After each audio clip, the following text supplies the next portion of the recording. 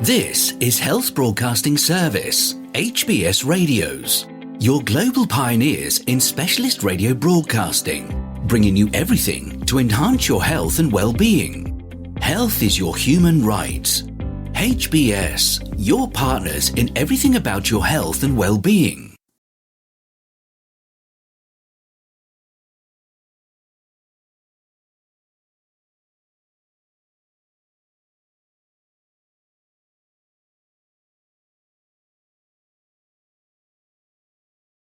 The daily news dose coming to you from the Health Broadcasting Service HBS Radio Live Channel, UK. Most unvaccinated children lack antibodies after COVID. SK Bioscience vaccine shows promise versus Omicron. The following is a summary of some recent studies on COVID-19. They include research that warrants further study to corroborate the findings and that has yet to be certified by peer review.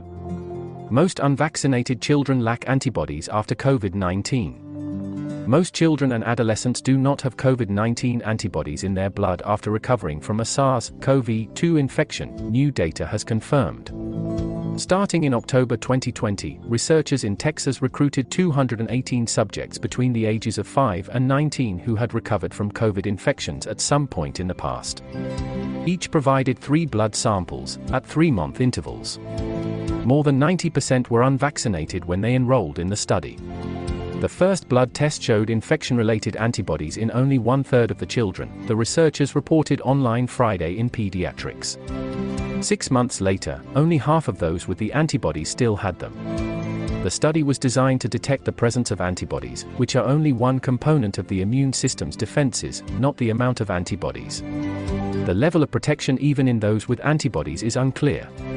Researchers found no differences based on whether a child was asymptomatic, severity of symptoms, when they had the virus or due to weight or gender. It was the same for everyone, Sarah Messiah of UT Health School of Public Health Dallas said in a statement. Some parents think just because their child has had COVID-19, they are now protected and don't need to get the vaccine, Messiah said. We have a great tool available to give children additional protection by getting their vaccine. Experimental SK vaccine shows promise against Omicron. A booster shot of an experimental vaccine being developed by SK Bioscience Co. 302440. KS has shown durable protection against the Omicron variant in rhesus macaques, according to new data. The monkeys had received 2 initial doses of the vaccine plus a booster 6 or 12 months later. Blood samples from the boosted primates showed remarkably high levels of antibodies that could neutralize both the original strain of the virus and the Omicron variant that caused infections to soar, the researchers reported on Sunday on Bioarchive ahead of peer review. The animal's second-line immune defenses were also substantial and persistent, they said. The vaccine, called £510, triggers responses from the immune system by delivering copies of a key part of the spike protein from the surface of the coronavirus. The protein subunits are studied onto nanoparticles to resemble the virus itself. These components are supplemented with an adjuvant from GSK. That boosts the immune system's responses, explained Barley Pulandran of Stanford University in California.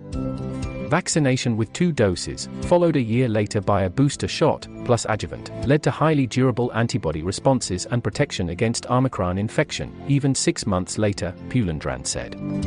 Large late-stage trials of £510 in humans are underway. AstraZeneca drug less protective vs Omicron in transplant patients. The AstraZeneca antibody shots given to prevent COVID-19 in high-risk children and adults with weakened immune systems do not adequately protect organ transplant recipients from the Omicron variant, researchers found.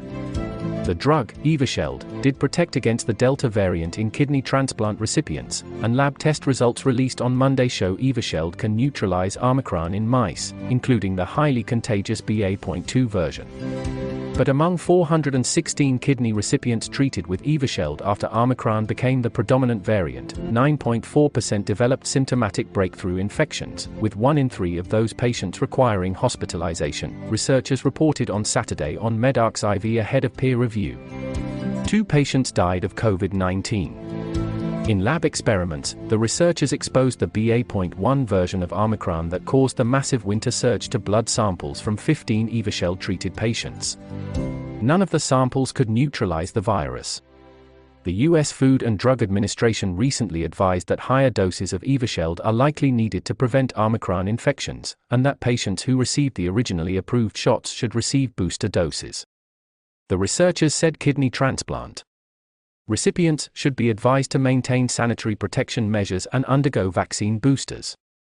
Feel free to connect with us on our Facebook platform at Health Broadcast and our website at www.healthbroadcastingservice.com. And please remember to press the subscribe button to stay abreast of timely, vital, and authentic health news developments from around the world, delivered to you by the Health Broadcasting Service UK, on our YouTube channel. We will bring more updates as news develop. Stay safe, remain healthy. And bye for now.